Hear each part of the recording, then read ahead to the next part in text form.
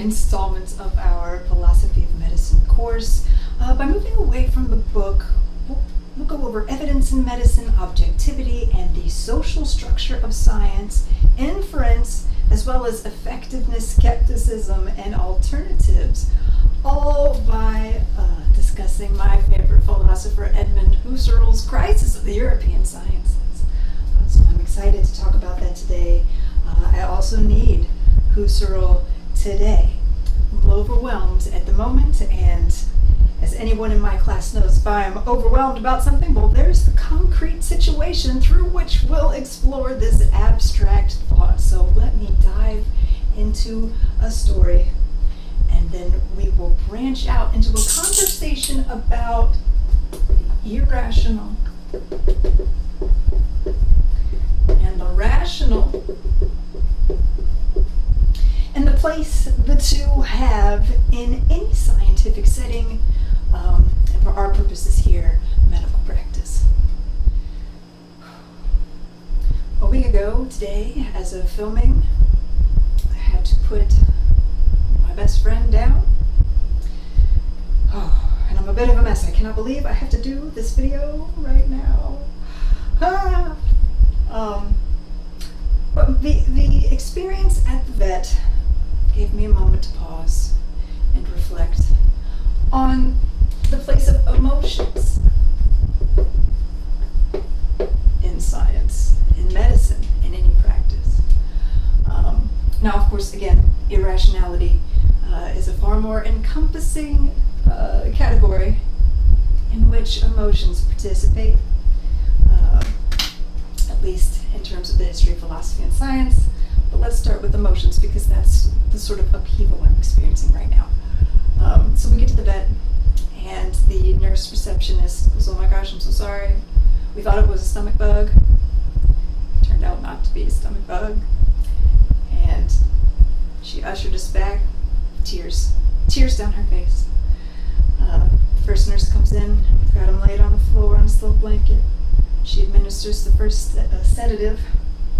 Tears running down her face, everyone's face. And then we get him up on the bed. They're going to administer the last injection. And that nurse just straight up brought tissues. She wasn't trying to hide it.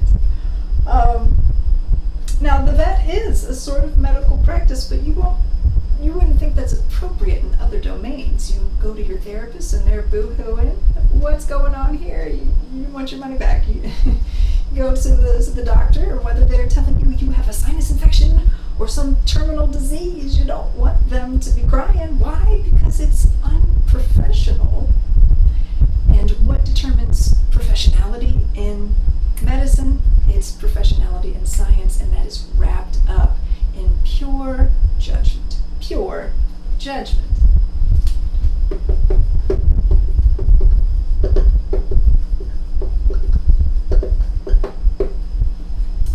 And we'll put under here feelings.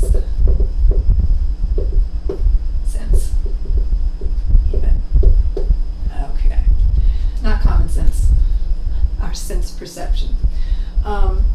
Now, folks might say, well, we do not live in an age where we rely on such standards as pure judgment. That's a leftover from bygone times. And I will argue, no.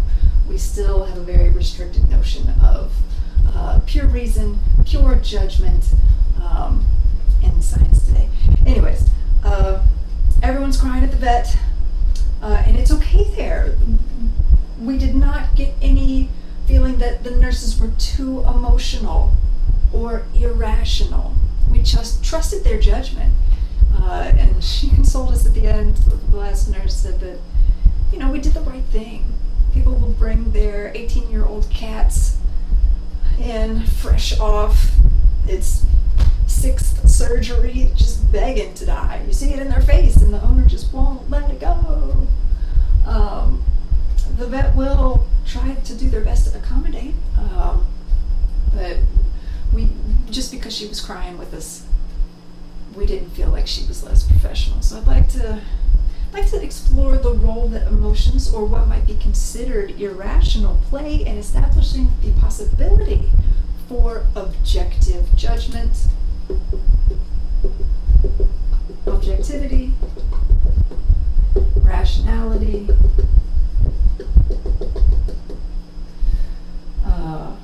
groundedness, clarity.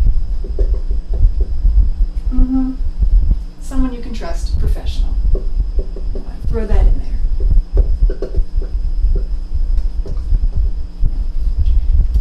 So let's turn to the history of philosophy as Husserl portrays it in The Crisis of the European Sciences, so that we can explore how these two aspects of our being as human beings became so divergent, and how bringing them back together in a sort of harmony might allow us to be more objective, to be more grounded, to be more professional, to see things from a more encompassing perspective, I should say, more encompassing too. Because you're not going to the doctor because you know what to do or how to fix it. I mean, if it's a sinus infection, I know what I need. But, I'm going to an expert so that they can help. They have a more encompassing perspective as an authority or professional. Yeah. So without our feelings, without our psychical states, without our imagination, without our connections with other people, without a life world, as Husserl will say, we are not fulfilling the true purpose of being scientific, which is to guide humanity towards a sort of eudaimonia that we see in ancient philosophy, so that we can connect these smaller problems within medicine or whatever daily concern, whatever professional realm we're working with, to tie the findings in these sometimes very niche and narrow scientific fields. We need to draw that back to our humanity, to have it say something to us here in this world, trying to navigate, trying to do our best, trying to help. And if we are in a profession, are in an authority position, we need to fulfill the function of science in order to fulfill our scientific vocation. Okay. Now, when you look back into the history of philosophy, you don't see this strict divide between emotions and rationality. I mean, technically, we do have our strata of the soul. Plato has his three: his rational, his appetitive, and his spirited. But the way that these interact with each other in the moment, they flow together. We're doing this, just all intermixed. And trying to ride the waves in such a way that we arrive at a mean and eudaimonia.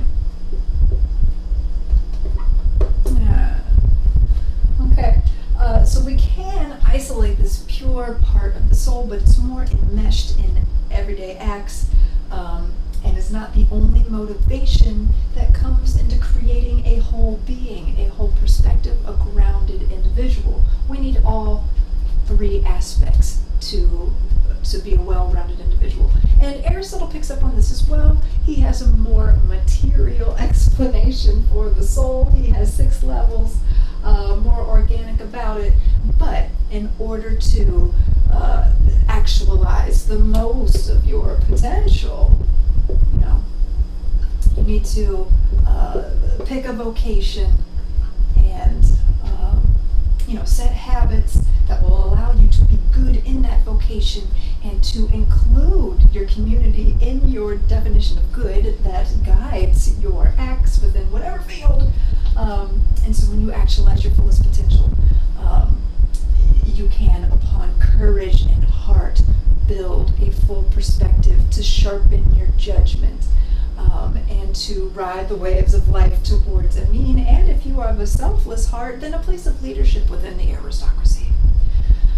The strict divide between the sort of inner realm of emotions and an objective realm of pure rationality actually begins with the strict division between mind and body. So let's explore Husserl's capitulation of that divide as it appears in the modern age of philosophy, which does not mean current. We're talking about the 1500s, 1600s, 1700s there. This is when we get the strict divide. Let's turn our attention there. Now, Husserl marks the emergence of the modern philosophical age, not with Descartes, not with Francis Bacon, but with Galileo. And his mathematization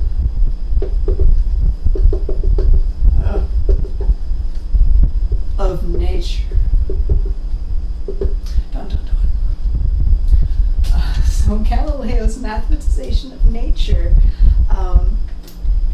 we have this framework that we can uncover the underlying mathematical organization or logos behind the physical world, and from that perspective, master the world, come to know it from all its sides, from all of its angles, and then to manipulate it towards our ends, our vision. Yay! So where it used to be, sort of after Plato and into the Neoplatonists, once Christianity gets involved, that this mathematical realm, whether it be of Plato's forms or Pythagorean tetractices, what have you, all of those who believed in this transcendental mathematical order of the universe, this sort of absolute was beyond this world. Again, with Plato, we have it in the realm of the forms. With the Christian Neoplatonists, we have this one monad, and we have the word of God, this one, and that might be mathematized and absolute. And then we have, of course, with the folks like Aquinas, the divine essence as the pattern for all objective measure, including mathematics. And mathematics, of course, will help us to prepare our souls for an encounter with that divine essence. Woo! Okay. But with Galileo, the math becomes synonymous with nature. That nature too participates in this order. It isn't some bastardized version of a higher realm, that this here world can be measured and mastered. It's here that we get the rise of deism, that this world is sort of was made by a clockmaker god, and you just let it set. So from this mathematization of nature grows the notion of mechanics as we would know it today. Now, science today is all about quantum physics and quantum mechanics, but mechanics proper, where we can unlock the mathematical puzzle beneath the world of appearance here. Mechanics, this is where it comes from. This is not to say that there aren't ancient mechanics in the sense that the Egyptians were able to build the pyramids, and that we the ancients used geometry and trigonometry to help organize their lives. But mechanics as a study of science, of the pure mathematical underpinnings of nature and the forces of nature as they rationally act together, mechanics that is a product of the modern age, in which Galileo's mathematization of nature ushers in. Because with Galileo's mathematization of nature, every single thing can be particularized. That's another advancement with his mathematization of nature. Not only is this world right here mathematically derived, every little thing can become an object, a mathematical object, so that we can understand every little thing with the highest scrutiny and highest precision and the most godlike omniscience. If I could talk in my grief. Oh goodness. So how do we get from paradox of the modern age to the strict division between mind and body. We still haven't gotten there yet. We find that with Descartes. Remember from that video on Descartes that we have two essential substances that make up our reality, because he wants to say, it's more than just numbers that make up our reality.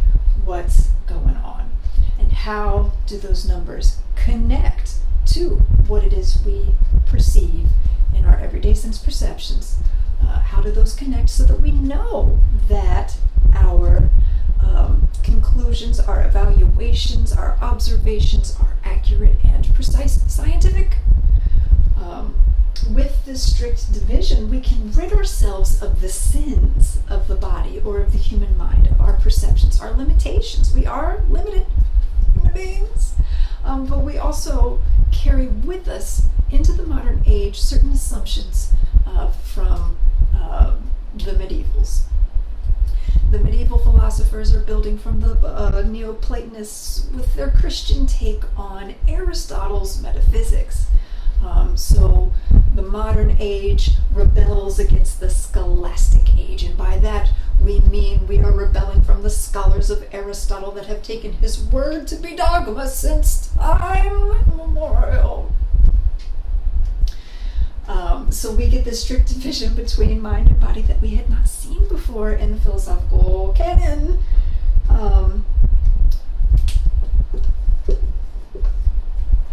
This mind is perfect, and it's the association with the body or beliefs, bad beliefs that get confused by influences of our sensation, of our imagination, of whatever else could cloud our minds. Ideas are foundational ideas about the world and about reality. If we can keep a clear eye on those as we evaluate what the body's bringing in about the world, the body senses this world of objects around us, our nerves are tickled. The nerves send information to the pineal gland, and then that gets translated somehow magically through the imagination into something that the mind can represent. So through those representations of reality, we can have objective reality without a reference to foundational ideas. Whatever information that the body has given us is not a scientific observation. So we can overcome the sins of the body.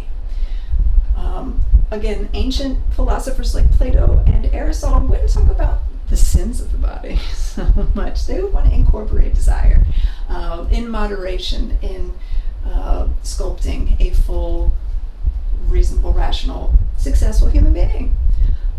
But again, these Christian undertones, as they were mixed in with the metaphysics of the time, presented a problem for the modern philosophers dealing in that Catholic setting. We must overcome the sins of the body and any sort of malfunction of the mind therein. Okay, so we have two substances.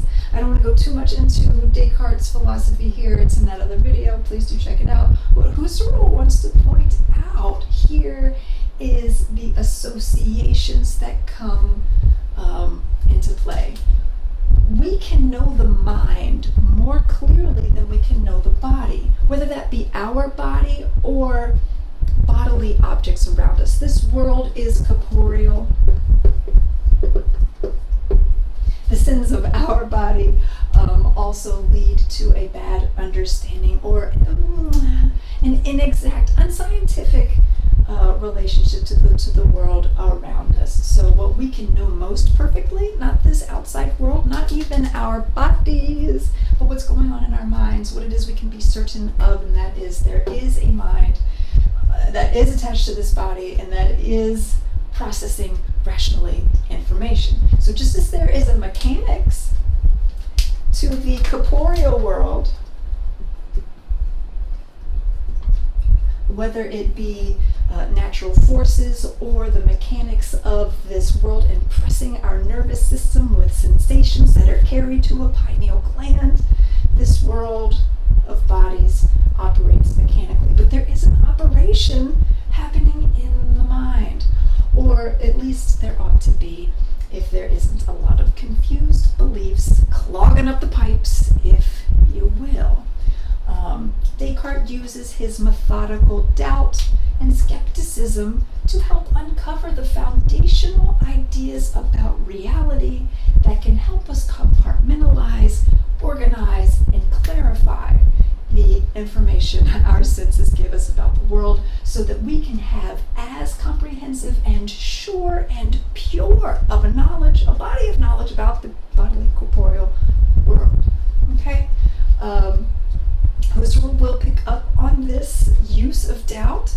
He adds his own little twists, but Husserl believes that, we can't stop with skepticism. We must at all times overcome that skepticism, and we do see that in Descartes. However, we internalize, as a history of philosophy, this flawed sense of the body, this flawed sense of our sense perception, the errors of the mind that have become because of the mind's entanglement with the body that makes things confusing. So even though we have overcome skepticism in Descartes, we can't trust this body. It's built into his system that we have to perform these skeptical meditations every once in a while because we can't trust the relationship, the muddied mind that comes from this interplay. The mind needs to take a lead, and there needs to be a sharp distinction between these two. Okay. So next, Husserl will explore how the rationalist tradition, the continental rationalists, if you will, come out of this very strict division between mind and body, a commitment to certain operations of the mind that are considered rational, the origin of knowledge out of pure ideas, innate ideas, or at least some sort of pure structure of the mind that can generate ideas all its own, with a sort of subversive relationship with the body, that we really just want to study the mind. By understanding these processes of the mind, then the world itself becomes clear. Its mathematical and mechanical underpinnings will reveal itself, and with mathematical precision we can say with the absolute most assurance that we can master this world, know truth, gain enlightenment, serve God, what have you. So let's explore how this rationalist tradition grows from this division, and how the empirical, let's write that in green, the empiricists, the empirical tradition, which focuses not on innate ideas to help us understand the world and clarify how it is our representations of what we see makes what we see scientific observation instead of just regular seeing. They're going to claim that it's through experience and feelings. If we're going to take Hume seriously, it's out of that subjective space that ideas about the world arrive and emerge and begin to clarify our sight. And it's from that natural process that we can build scientific insight methods that will help us understand the natural world, because just reflecting in your living room on the nature of pure rationality, which may or may not be a myth, is not going to get a grounded understanding of the world. So the empiricists and the rationalists, let's explore their interplay from Husserl's point of view. Okay, so with that advent of the modern age, we have rationalism, and they set the standard for objectivity in observation, evaluation, and we shall say communication.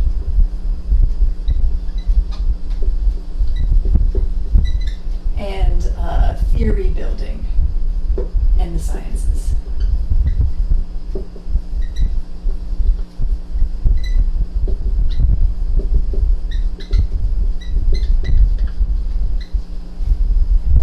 gotta say the magic words, or the rationalist will not open up the drawbridge for you. Yeah? You shall not pass. So they make reference to a priori truths or principles that allow for mere speculation about a pure reason within our psyche, how that can uncover the ultimate structures of reality. We will rely on a priori truths, which are truths we can know prior to experience. Either we don't need to reference experience at all, or on a transcendental level, these ideas provide the possibility for a full experience to begin with. What would count as a full experience to begin with. And it is upon full experiences that we can build representations of the world that will allow us to gain observational objectivity and evaluation. And our ways of communicating and building theories together is based upon the possibility of objective knowledge that a priori ideas bring. Again, Descartes believes these ideas were implanted into our minds by God. Other figures will say that they were endowed by nature. These ideas might not be innate, they might be generated from pure reason itself as well. But the structures of that reason being something a priori set. So these truths are really ideals. The rationalists recognize that the perfection of these a priori ideas, these notions of infinity, mathematical perfection that could be structuring all that we see and how it is that we know. These are ideals that are swimming in our psyche, that is involved somehow with this deficient world.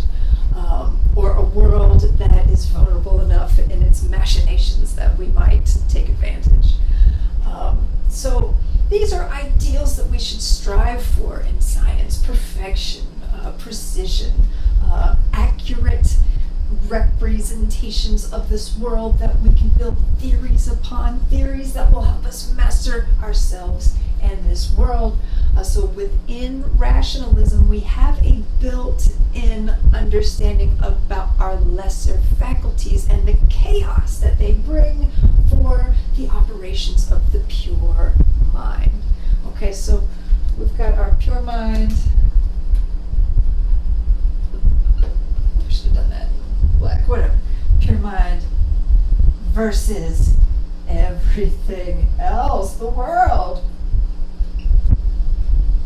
Emotions, imagination, but the world itself, the way that it communicates with the pure mind. There could be issues in the channels there. So that's why, again, communication not only with ourselves and other scientists or practitioners of whatever domain, just as beings in this world. How do we communicate, believing that we human beings have this special faculty that defines our humanity?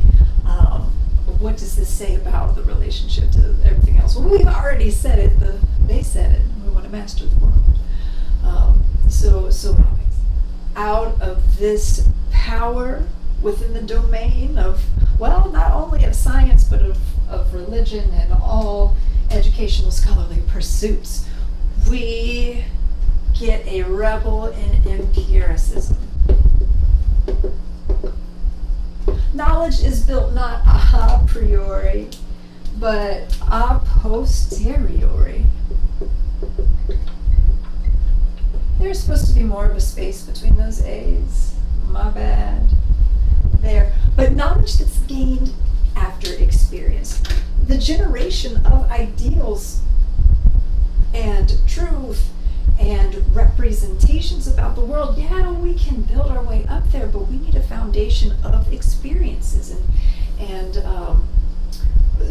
we see the poster boy, the epitome of this empiricist camp is in Hume, or at least Husserl picks out Hume.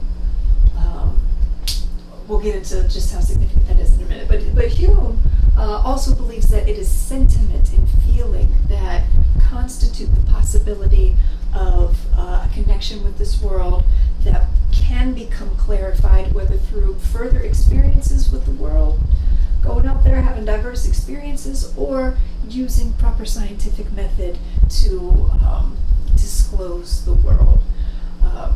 Now, there is something transcendental hidden in Hume. There's something transcendental hidden in Descartes, and even though Kant is transcendental overtly, Husserl finds something extra hidden there as well. There's a connection between those three authors. I'm going to get to that in just a second. But look at the effect of this domination on the rebel. Can't be a rebel without referencing that what you're rebelling against. And certain the negative thoughts about the source of scientific data and experience, how it's muddied with emotion. Even though Hume champions that emotion, we still are using the standards of rationalism to communicate this idea. We're still using the standard of perfection and these ideas to critique his presentation. He's beholden to the strict logical format of rationalists and of logic, but he is participating in science, and he's got good things to say about logic too. Anyways, within the empiricist camp, the effects of that inner-outer divide between mind and body is most sharply felt. No, there's no feeling over here. In the camp of feeling, everything is felt. Through sense perception, again, and our experiences, our imaginings, of course, and our psychic states, all of this subjective, merely subjective, merely from the perspective of the rationalist, all of this merely subjective sense data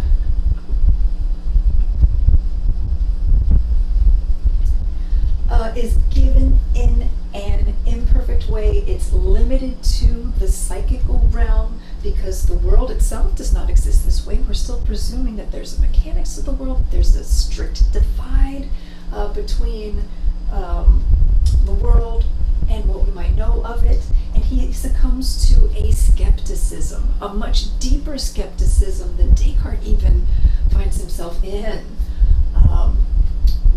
There is no way of accounting for the accuracy of our ideas and how we are applying them to this world in an ultimate sense.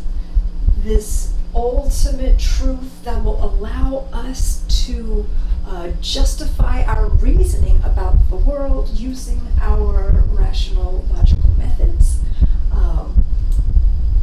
We are so separated by our human perspective from the world as it exists in and of itself that what we gather of this world is merely sense data, it's merely subjective, it's construed as data to begin with because it can't be scientific if it's not data. So the world is coming to us in a prepackaged way the rationalist can accept, that the scientific standards of the day can accept. And what Hume wants to say is that the sense data, we cannot test how well our ideals, our theories, our representations match what it is that we're sensing because that disconnect is so strong. So the foundations for objectivity at all, Hume positions in sense perception. However, that sense perception will not give us the ultimate scientific grounding for objectivity, at least certainty. We might have objectivity in Hume with enough experience and with the right scientific methods and with care for the world. We can build up maybe an adequate understanding of the world, but is it true with a big T? No, it's not. We can't even confirm that there are causal forces at play that connect each moment together. There's no gravity at play. When the pin falls to the ground, we saw it, it fell. What's connecting those moments together? We could say gravity, but do we know? Ultimately, with the clarity required of us in order to be scientifically precise, no. And so we fall into a skepticism, which is dangerous. People get away with a lot of bad behavior in the name of skepticism and pragmatism. And what else? Yeah, existentialism. Love all those things. Hashtag not all. But we get into a sticky position because if we are skeptical of the foundations of science, then we become skeptical of what we can do with this world around us. And if it comes out that we can't master this world, then maybe we can't do anything. Maybe we're trapped in this world and there is no meaning to life. And oh no, why should we follow best practices in medicine when the world is crumbling in around us? Skepticism, slippery slope, I'm saying. Kant comes in with a reconciliation between these two. I don't want to get too far into Kant. Please do watch the video on free will that I have up. Kant comes in and has a way of, connecting these two, allowing sense perception through intuition to play a positive role in the generation of knowledge about reality. And he keeps a pure rational machination that exists by itself. He agrees we can't know the world as it exists in and of itself, but we can see the generations of a generation of ideas and representations when we reflect through introspection on the structures of pure reason itself. So we can, through a synthesis of the a posteriori and the a priori, the condition for scientific objectivity. He still relies on this distinction between the internal machinations and an external world. And Husserl will say that this mythical construction of the powers of pure reason to understand the origin of the values it produces without being able to explain how it is the world relates to any of it. We need to get beyond the divide between the inner and the outer. It starts with Descartes. Now Descartes does get to the transcendental ego with the cogito, the I think, I am the one who doubt, I think therefore I am. We see in Hume, we have this transcendental layer to the sense of self built through sense perception. And it has its own underpinnings, conditioning our perception of reality as we perceive it. And with Kant, we have the transcendental ego, and we have this pure reason sitting within a greater human understanding. So we're working towards a Vernunft, but Husserl will say that he's still restricted by Rationalität. And that once we rid ourselves of the distinction between inside and outside, or at least suspend our judgments based upon this deeply sedimented belief, we will be able to see the origin of this idea of a pure reason in the first place, what purposes and what ends it serves, what motivates it, how it is our scientific capacities are limited by such a strict divide, and the like. So here comes some Husserl.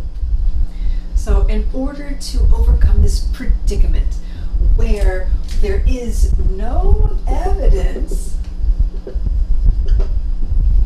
for our our psychic presence, we have sense data, we have ideas, we have judgments and the like, but who is this I, this transcendental I, and how does our sense data reflect our representations and theories? We just can't tell. We have no evidence of that. We're sort of trapped. So Husserl wants to explore the natural or naturalistic attitude that perpetuates this divide between empiricism and rationalism, and which restricts the domain of what counts as evidence, what could count as scientific, and which could give us a richer understanding of the world around us, of our psyche, how it relates to the world.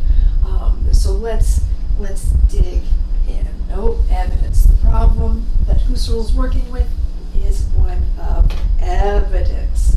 Is the self evident? Is pure reason evident? What sort of evidence do we have for this? So he wants to look again at our natural attitude. This is our typical way of understanding the world in an everyday sense. The world appears to us as one full of objects. We are within this world. We can manipulate these objects, walk around and do kind of whatever we want with them. There are typical social norms that guide one's natural attitude or a cultural attitude, how we typically take things to be around these parts. It's our natural attitude. The scientific reduction into that is our naturalistic attitude, which takes on certain presumptions of the everyday natural attitude, that we have a will, that we can manipulate this nature around us. So the naturalistic attitude also takes into consideration the history of the philosophy of science that we've touched on so far, notions about causality. How do the mechanics of the world work through causality, natural forces? What sort of ideas cause experiential evidence to count as evidence? Again, where is evidence for our experience if all we have is sense data? My goodness, there's no evidence. So we're going to presume causality. We presume notions about the material world and what matters, and the standards of logic and naturalistic sciences, say natty sciences. So again, even biology, it's even though it's not mathematics or something about pure reason, there are operations within the natural sciences that take on these assumptions, these foundational ideas and theories, and build a whole world around it, a whole system around it, terminology, different fields. We have so many different fields, whatever it is that you want to study in this life, as long as it's loosely tied to biology, you could probably write a PhD in it. So Husserl wonders, though, about this, the natural part of the natural sciences, what counts as evident or factual. Now, the material world around us is a lot more evident and factual than our emotions might be. Can remember how hard it is to objectify pain. How do we objectify our emotions without stepping away from the evidence of emotions themselves? Emotions are not our representations of them. They are what's coming out right now. So merely fact-minded sciences, like the naturalistic sciences, that reduce this world around us to facts that we might, through logic, through experience, through standards, pure and true, we can organize our world, understand it, build taxonomies, manipulate it, grow, have understanding. Now, Husserl has a spiritual issue with this. Fact-minded sciences produce only fact-minded people. What do you do with those facts? Okay, we have facts. What are we going to do? Build technology? Look at what our technology has done. Poor Husserl lost his son in World War I, and he's writing this around World War II. Look at what our science has given us. It doesn't give us enlightenment. Being able to master facts about the world and then regurgitate them onto some standardized test doesn't mean you have any knowledge proper. To be scientific is to generate rational empathy. That's what I'm going to be calling it. Husserl's end goal. To recognize the benefits of the naturalistic sciences. They do bring us modern medicine. They do bring us technology. Look, I'm able to communicate through you or through this technology to the old world, potentially, right now, because of the naturalistic sciences, because of physics, because of all these different domains of fact. But if I'm unable to become enlightened, to be able to apply these facts to my life in a meaningful way, what meaning does fact and evidence have? And additionally, how are we, Husserl asks, going to be fully scientific if we can't account for the evidence of why we choose this naturalistic attitude over other attitudes that we might take on? The naturalistic attitude is one of many attitudes within the sciences that we could take on. Why the dominance of this naturalistic attitude? How can we maybe put it in its place so that we can bring in transcendental sciences, or sciences maybe that Husserl calls eidetic sciences, pure sciences like math and logic, but also there's in his phenomenology a sort of pure science there. We can take on these different attitudes and comportments towards the world. Yes, let's take our naturalistic attitude and all the assumptions about rationality. I mean, just stick to the facts. Even though we are sticking to sense data in terms of psychology or factual presentations of this material world, we must take those facts, take that data on rationally. And so logic and its history, this is still the precedence. Again, the causal models of this world, how they represent reality, but also, and what's important for us, how to be reasonable.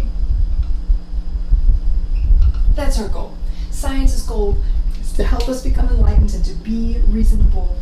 Our standards of reality help us to determine what counts as reasonable, and within this naturalistic attitude, with its restrictions about what counts as rational data, objective data, representation that is accurate about the facts of the world, it's just the facts, ma'am, just the facts, then we have a very restricted notion of what is going to be reasonable within this realm.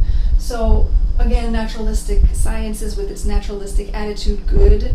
However, they have such a narrow reference to reality. We've stripped away everything in order to get just to the facts, that we're not allowed to use the full power of our reason, our Vernunft, which, whether we want to recognize it or not in this modern age, is suppressed. Yes, Husserl wants to contrast with the naturalistic attitude the phenomenological attitude. I'm going to fit it in there. Okay, attitude. In this phenomenological attitude, we suspend our judgments based upon the naturalistic attitude, and our personalistic attitude, I should say, because to be a naturalistic scientist is to be within a community of scientists. To behave reasonably, we must reference the community and their standards. But here in this phenomenological attitude, our judgments aren't restricted by those norms. Our judgment isn't restricted by that typical way of thinking about things as a scientist would. Within this phenomenological attitude, we are still being scientific. Husserl wants to say that this is a scientific attitude. However, it's not restricted in its commitments to reality, and thus it can gain a more comprehensive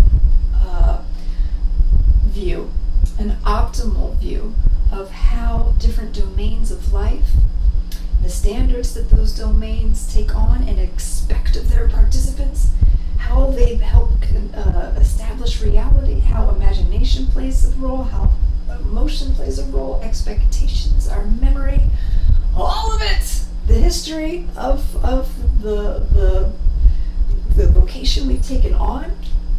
Phenomenological attitude will allow us to see that, because we no longer allow our judgment to be restricted by this. Now, Husserl wants to see how it is this naturalistic attitude fits into the world, its purpose, what goods it serves, the motivations that generated this attitude, how it is we still practice it. So we don't want to, like Descartes does and Hume does, to just, we're going to be skeptical of this naturalistic attitude. No, Husserl wants a positive presentation of what it is. Let's be able to look at it, so let's not annihilate it completely. Although he does get bombastic in his language and talks about the annihilation of the world. He's just being sassy. I love him for doing that. Within this phenomenological attitude, we just suspend our judgments based on this naturalistic attitude so that we can see it at play in the world. We're allowed to do this because, according to Husserl, any scientific attitude is going to be a theoretical attitude which is disinterested. Now, we still have a little bit of our rationalistic underpinnings here in disinterestedness, and there are some colonial underpinnings that really upset me, Husserl. I have some qualms with this. However, if we take Husserl's notion of disinterestedness to mean the quest for necessary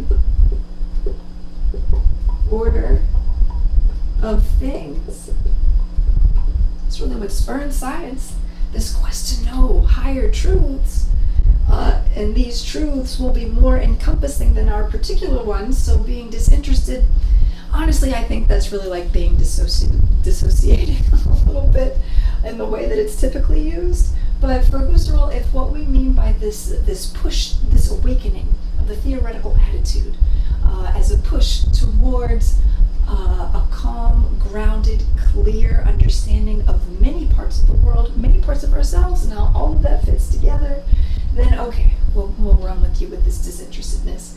So through this phenomenological attitude, we'll suspend the naturalistic attitude and personalistic attitudes that allow us to carry on the naturalistic attitude as proper scientists would. And then he wants us to suspend our judgments based on our usual understanding of what's reasonable, our usual understanding of reality, and the usual origin of logic. Because Husserl will have a place for logic within his phenomenological attitude, the logic as it's practiced as a science, but Husserl is concerned with a greater logos, a greater logic, out of which our particular practice of the science of logic arises, and so he wants us to question that as well. Existence, reality and existence, they're pairing. Not all things that are real and significant exist. Sometimes they're gone.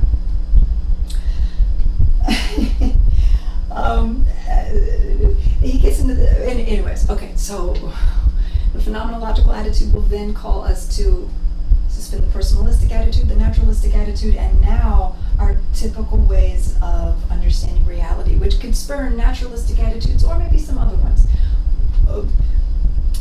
What is included in this list is the sharp distinction between inner truths and outer truths, because that is blocking the evidence. It's blocking the evidence of our psychical life. It's blocking the evidence of the subject to which evidence is giving. There is no self-evidence, and without self-evidence, how do we have the practice of science?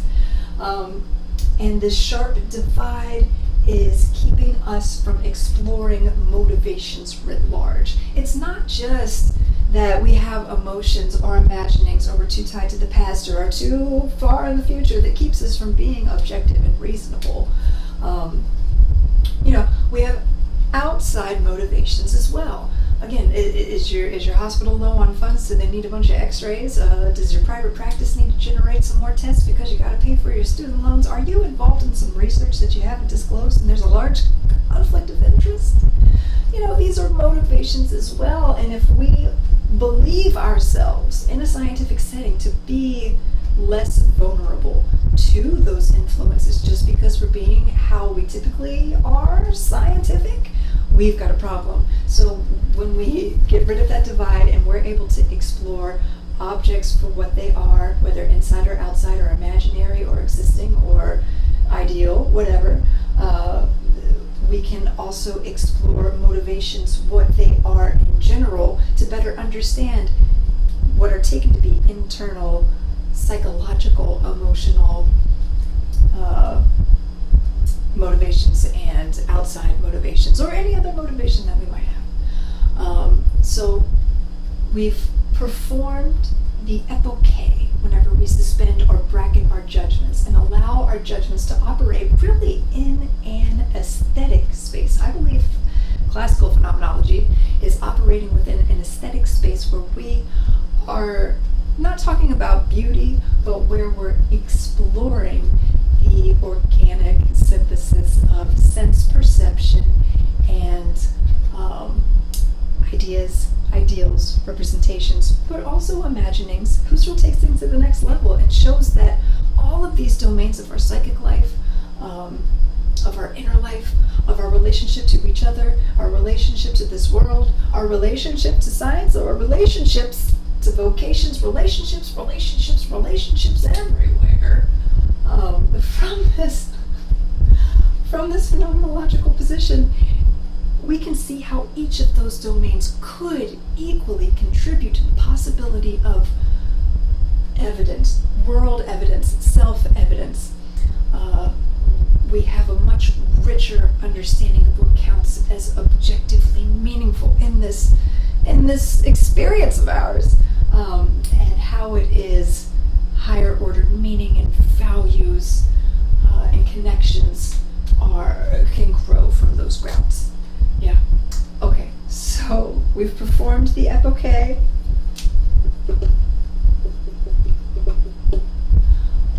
Let's say a little bit about what we see once we've performed this epoche. First, what we see about the naturalistic attitude is that it is reductive.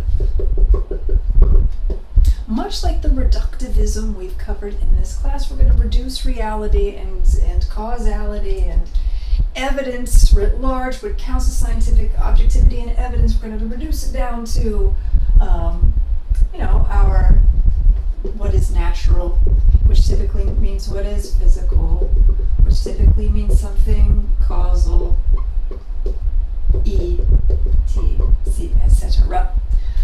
Now Husserl will use his epoche as a sort of reduction, but not this sort of reduction. We don't want to fall into some sort of physicalism, number one, because, for example, there's more to health than what is going on physiologically, and sometimes there are health issues with no signs of anything physical happening at all. And also because just merely physical terms within the practice of psychology does not account for the evidence of self, which we're trying to inspect. There's no evidence with physicalism. Again, it's a wonderful position to have if you want to put naturalistic psychology and analytic philosophy together, but my goodness, physicalism does not give us the evidence of self, and it is a model itself. We can't see from the perspective of physicalism how it comes up as an idea to begin with, what motivates it, what shapes it, what solidifies it, what carries it on. We can't see from within this perspective. It's too reductive. And we cannot account for the self for which physicalism and all of its evidence is evident. We can't account for the conclusions we come to, the influence we have when we come through these conclusions. This is what we see. So we use the transcendental reduction, the epoche, to get at something bigger than physical matter or causal matter, universe, or we can even think naturalistically about the use of logic, what have you. We want to, for Husserl, look at a greater sense of meaning that is brought to our existence or being here and present,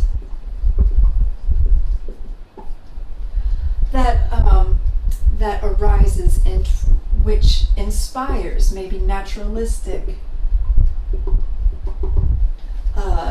takes on the world. A meaningful experience could be, we could say, a creative endeavor. Maybe you're a musician. The references in your craft and your vocation, they come from a greater realm of meaning that the naturalistic sciences might not have access to, but this greater pool of meaning is what the naturalistic attitude pulls from. We have our personal lives, that's meaningful.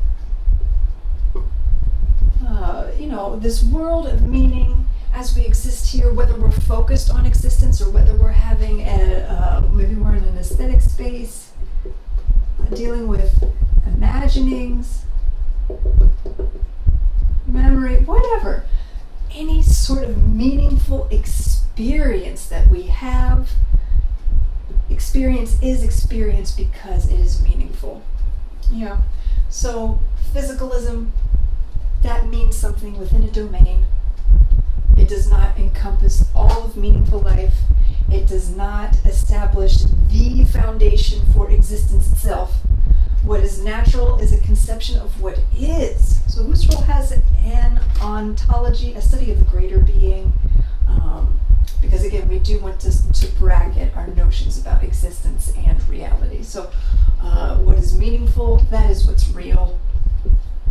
Now, what's typically real from the naturalistic perspective, we'll call real, but what might not exist within the naturalistic setting might be very real for us elsewhere. So we say that might have real value and also constitutes what it means to experience something here. So what's allowing the generation of this meaning is not only the givenness of the world, but the givenness of the world to a subject who finds their experiences meaningful. They find their experiences meaningful because they are able to reflect on themselves as the receiver, as they receive this world through sense data or however, where it is we're perceiving. The real and real and the combination of those two, they come together in noematic content.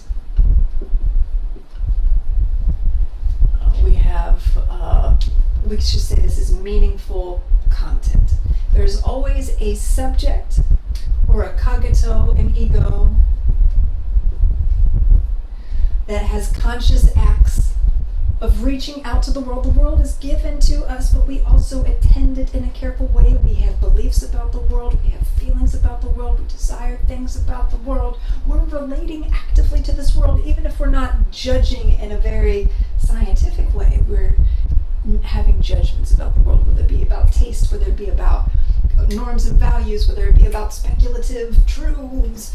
We have these acts of consciousness, we call them cogitatio, and we are able to apprehend an object. But the object is transcendent.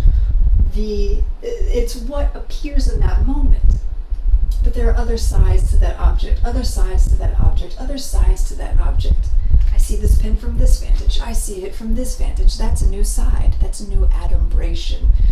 I could see this pen in front of this video. I could use the same pen in a different setting, and now I'm in a different setting. I have an all new side of this pen.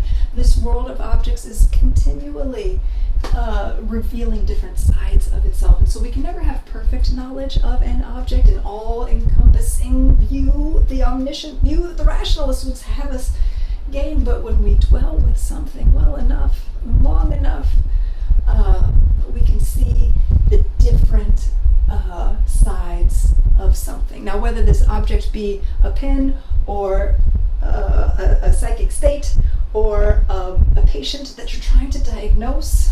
A patient is more than just an object, but their body, what have you. This noematic content is meaningful content that is generated and which we can access through that transcendent object. Again, this pen is not just a pen, the factual pen, the measures of it, how much ink is left in there, what it smells like. Ooh, sense data, that's what it smells like. This pen is what I could do with it. We open up a realm of possibility with noematic content.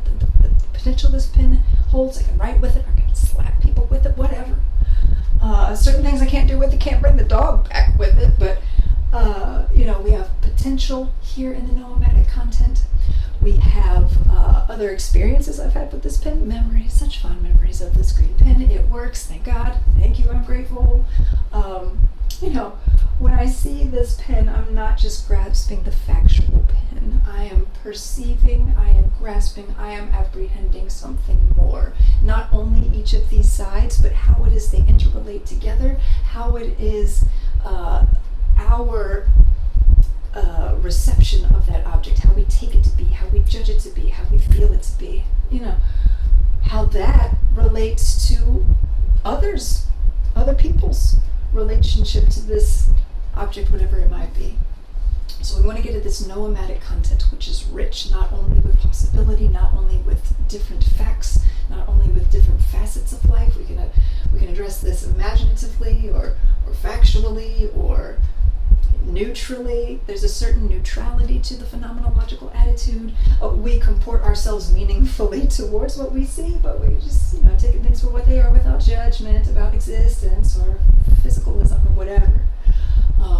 And so this noematic content is what we're really seeing, what we're fully seeing. But whenever we cut off those faculties of seeing, that greater Vernunft, the greater understanding of how we make sense of this world around us,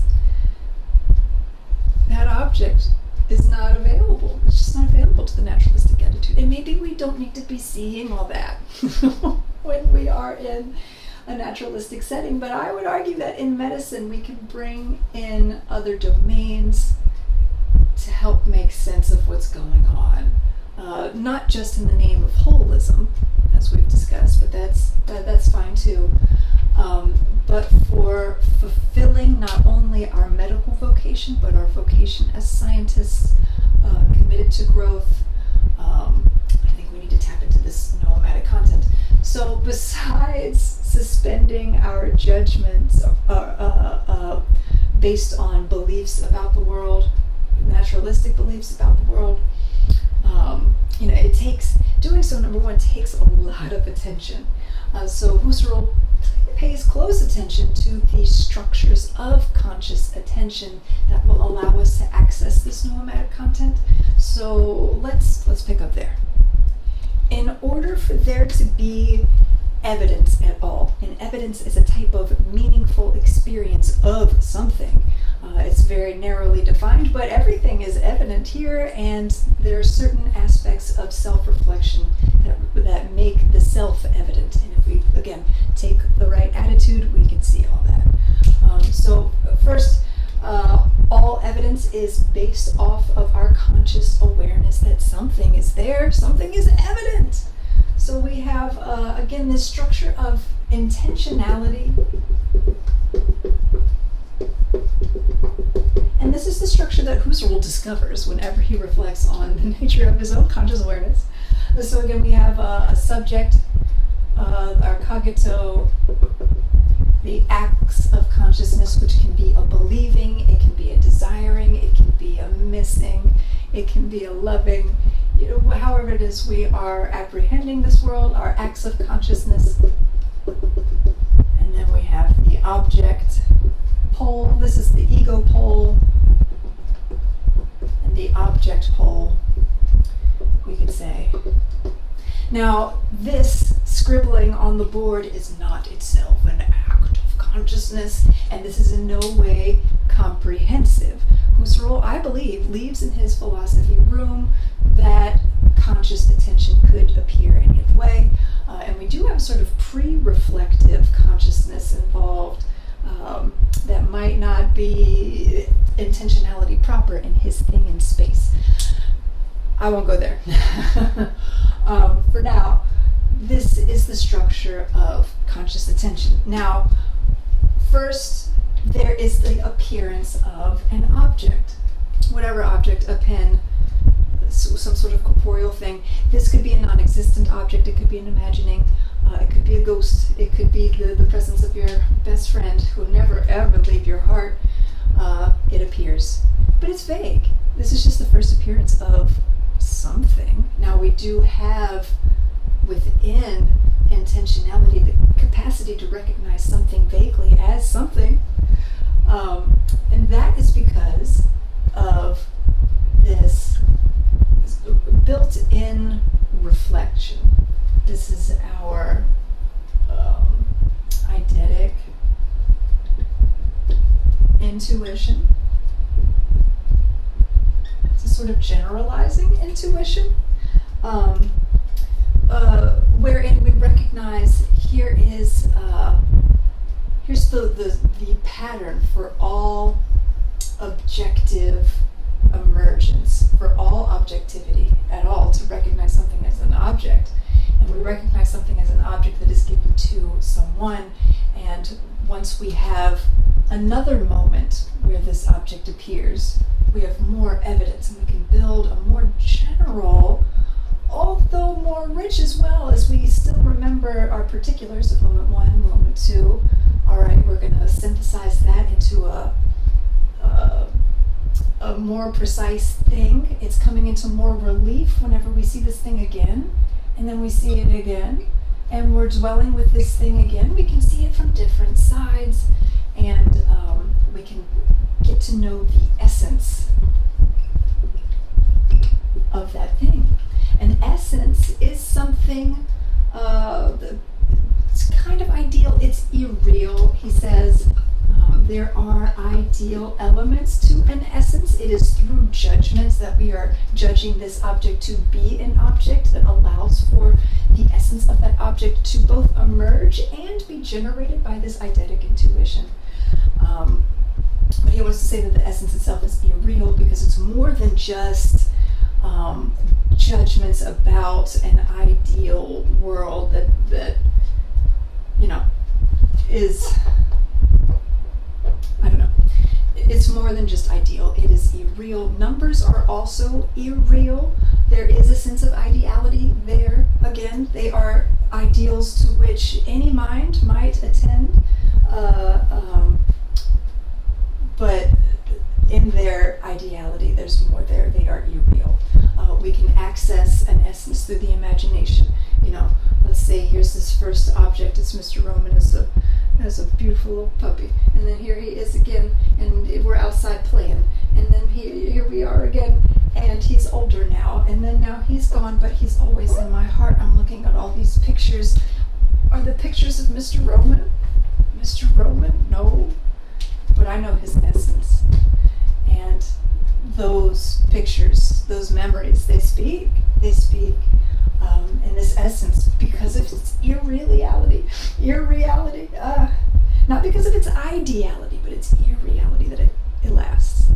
And I can, through Husserl's time consciousness at least, because of this irreality, I can, like a claw machine, go back in there and pick one up and examine that memory for what it is. Now, once something has, we're in a new moment, those memories, they pass. Those moments are now past. This first one, in an abyss. We're over here now, at our 6th and 7th installation of this thing. Our memory retains this, and because our judgment is involved in judging this object as an object, as judging as something meaningful, as something that can be categorized and which reflects a receiving self. Because judgment is involved, we have certain irreal structures that will allow us to isolate moments and bring them into the present, but not as they were. I can't bring back Mr. Roman as he was. I remember running around the table, running around outside, all the things you do with a dog. And it's as if I'm there. But I've changed since those memories happened. Much has happened, and I've grown as a person, and I'm standing in the kitchen. I'm not actually in the backyard. So even though our memory is strong and conditions the possibility for an essence to emerge, for the constitution of objectivity, we can only have adequate memory, really, and this is why we can only have adequate truth. It's upon, again, the structures of time, of memory, and expectation that the structures of objective standards of measure for any domain, whether it be the sciences or not, emerges. It is from this structure that meaningful experiences become meaningful for us. So the interplay within his fixed now, which is presumed, but we can also descend into it. Once we get to this stage, we don't see these temporalizing acts. We are amidst those acts, and we can see their influence. We can't name the objects that are there. Let me just go ahead and read this. This is from book 36 of his writings on time consciousness that we have on the back of our t-shirts that are properly cited, I might add. He writes, time constituting phenomena, therefore, are evidently objectivities fundamentally different than those constituted in time. So our kagetatio, our acts of consciousness, are time constituting acts, but they are not within time. They are associated with it. However, the one experiencing, here's my ego, here's my subject within this fixed now, it's anonymous ego, impersonal, if you will. Now it's being influenced by memory, it's being influenced by expectation, it's being influenced by what it sees right before it, but the acts that attach this ego to the present are not constrained by this present. And that's what allows these objects to just flow. Now, here's a now 1, now 2, now 3, and they just flow back into the past. Now, you might say, let's continue. Okay. So they are neither individual objects nor individual processes. We don't want to think of this as a process. It is an act, but they are not objects. We can objectify these acts with this nice little diagram, but they are not things. It helps us to identify something, and the pattern of this allows us to address anything whatsoever in a formal ontology. And they are predicates of such objects or processes cannot be meaningfully ascribed to them. So they're not predicates, they're not qualities, they're not antecedents, they're not consequences. Hence, it also can make no sense to say of them, and to say with the same signification that they exist in the now and did exist previously, that they succeed one another in time or simultaneously with one another, and so on. So we found ourselves within that space that Hume set up for us, where we just can't see the connection between moments. Like, yes, there's a moment, yes, there's a moment, yes, there's a moment, but what's connecting them all together? I mean, Husserl, again, will say it's expectation, it's memory, it's modifications of sense perception, and our reflective ego. But each now has a sort of as it's passing point. So there's the past, which is an abyss we can't access anymore, but just as a moment is in the process of passing. This too shall pass. There's a secondary retention, where we can see that moment going past, and I believe that that's the area where we are able to see the entanglement of these conscious acts with the object to which they're attending, because again, we have noematic content here. Noematic content expresses relations. So within the noematic content of this secondary retention, we can see the relationship between what is atemporal and how it connects within this now. The now gives it a structure in time, and it's part of the flow of consciousness. But beyond that, we can't say anything. But no doubt we can and must say a certain continuity of appearance, that is a continuity, that is a phase of the time constituting flow, belongs to a now, namely to the now that it constitutes, and to a before, namely as that which is constitutive. We cannot say was of the before, because we're just in the now. We're just stuck in the now, using the present tense. Ooh, what a writing exercise. But it is not the flow. What is not the flow? A succession. Does it not have a now, an actually present phase, and a continuity of past of which I am now conscious and retentions? We can say nothing other than the following. This flow is something we speak of in conformity with what is constituted, but it is not something in objective time. Here within this space, we're not in objective time. The naturalistic sciences love objective time. It's the time of calendars, clocks, and natural processes, how it is we're revolving around the sun, where Mercury is it in retrograde? This is the foundations of objective time. And then, of course, we have subjective time, which we're, all of you are experiencing the time of this lecture in a very different way. Those who are liking it, this might be flying by. If you're having a hard time because you don't like it, well, this is going to feel like an eternity. But then we have inner phenomenological time consciousness, and this is the constitution of all objective standards of measure. So this is where we are. Inner phenomenological time consciousness, we're in a fixed now. It does not move, and each of us are in our own little flow.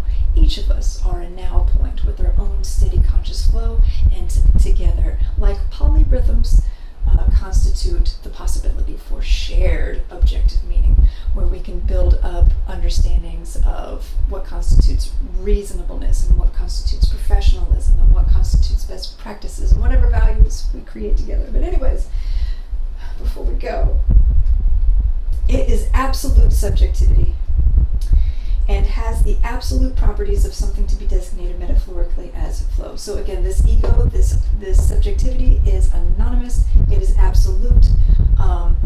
It's not fully concrete and absolute until we bring this ego back into real time,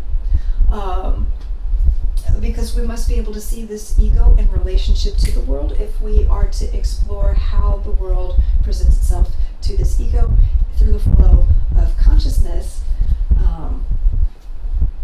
of something that originates in a point of actuality. So this is real, this is actual, but it doesn't exist. You know what I mean? Not in the way that the natural sciences can't see this. This is an actual now. We can experience this now. This is not just a framework. It's not just a model. We can situate ourselves in there, and as a drummer, I can tell you this place is real. That's another paper.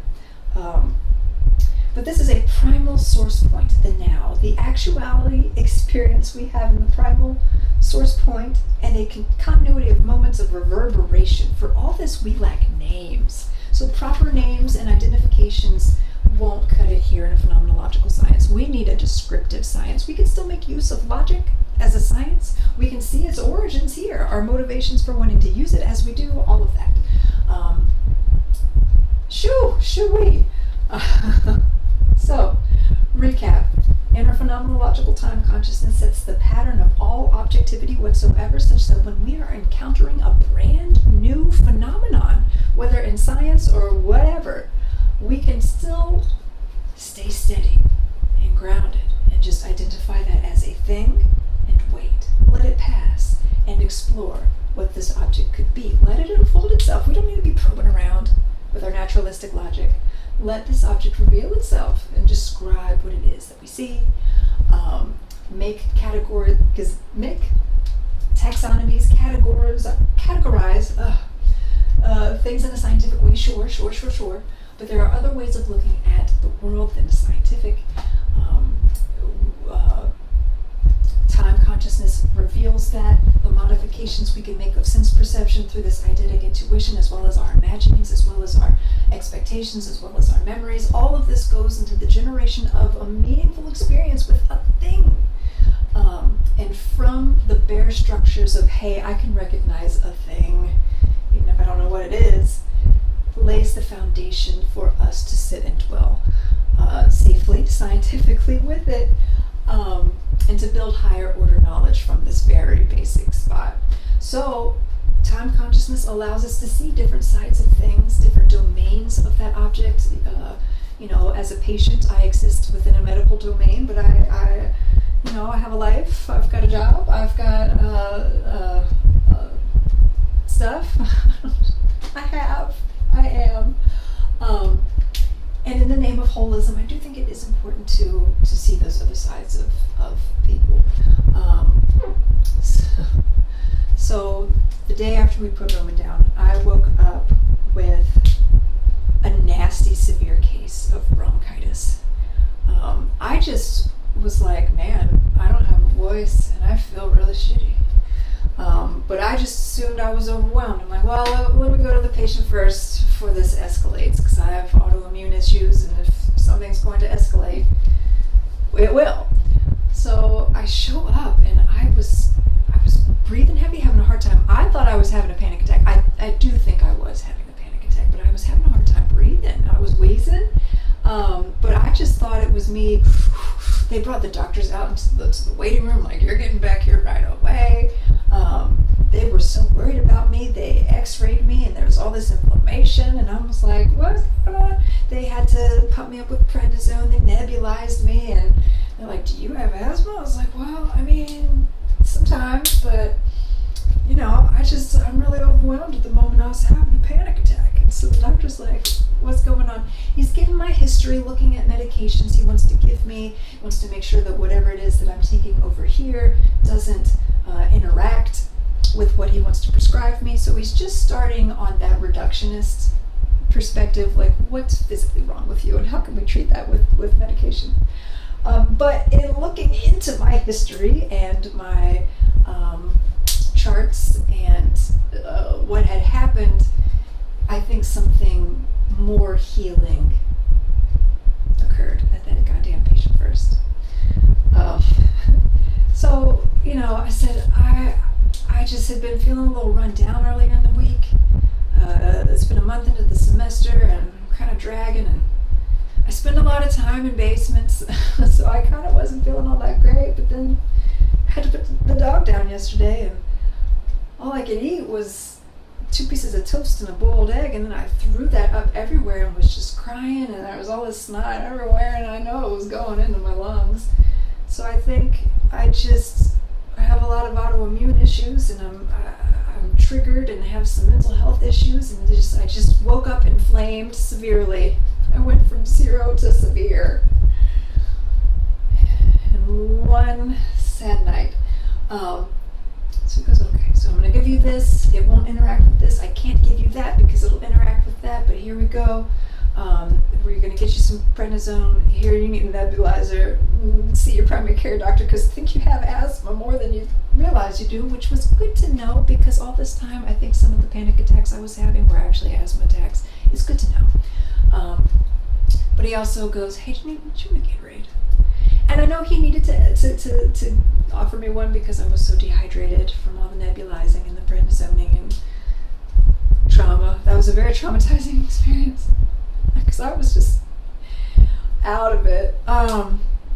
He goes, what flavor you want? Blue. So he gave me a blue Gatorade, and was he operating from a place of holism? Was he operating from a place of reductionism? Was he conditioned in the soup of phenomenological insight and clarity and groundedness? I don't know, but it made me feel better. And to see a patient, or to at least recognize that when you are a doctor, you're within this domain. You're within this domain of the medical, which is a domain of the science. So even if you recognize all these different sides of your patient and take a holistic route, you're still understanding them from this perspective. And now, while Husserl has this whole critique of rationality and the naturalistic attitude, and we have to go all the way down to inner phenomenological time consciousness to get the origin of scientific value to begin with, He wants us to preserve the natural attitude and to preserve these different domains of science because they can be so helpful, especially when we're grounded with rational empathy. Then we can properly use our technology to better ourselves, to better the world, and overcome many issues, spiritual or otherwise, that we he wants us to maintain those realms, and we should, as doctors or nurses or medical practitioners, we should respect the history of the craft. We should respect the norms and the way that we communicate. We must do so effectively, even though the jargon will sometimes get in the way of regular folks understanding what's going on, and we do need science advocates who can translate to the public. This jargon helps refine things for scientists and medical practitioners and researchers, so it's good to have that technical language, and it helps things progress in science and medicine and technology. But without that greater insight that we could, from an even scientific perspective, see things differently, or just from a worldly perspective, see things any other way. We can bring into that very sterile, very narrow environment more of the essence of somebody, their history, their culture, what it is they bring, and how we can best treat them. Yes. So that is what I have on Edmund Husserl, why I think he is important for understanding objectivity, the social relationship between scientific values, because again, scientists are not in isolation. Cogatos are not in isolation. I would say we find ourselves in a community of monads, he says. So you're a cogato, you're a cogato, you're a cogato. We each have our flow. And again, we come together in a sort of polyrhythm of time consciousness to intersubjectively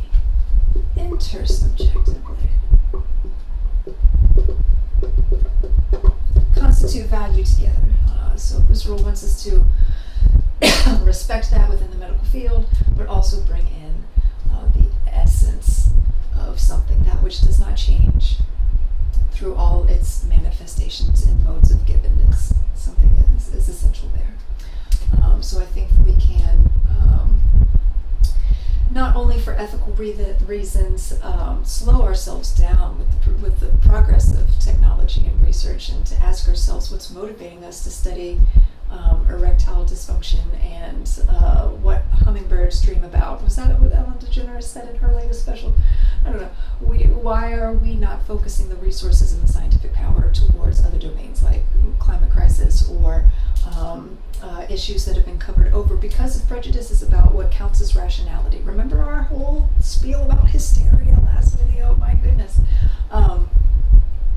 So if we understand that this world, the people in it, the objects in it, or associated with it, are more than what appears, I think that we can do a better job at whatever job we're trying to do, because we bring heart, we bring scientific theoretical sharpness, and we bring a raw connection to this present moment. We can fill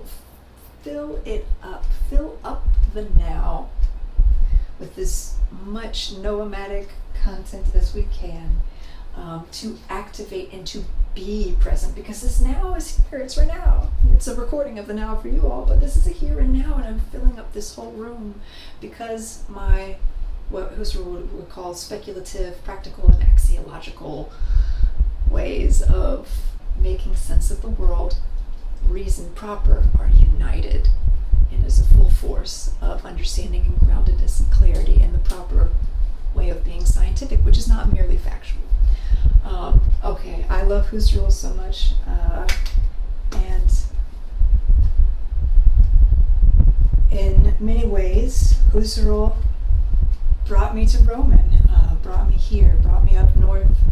Husserl impoverished me, put me in a difficult situation with housing, and I landed in the house of Mr. Roman, and I'd like to dedicate this video to him, and I hope to be fully present in all of my nows from here on out.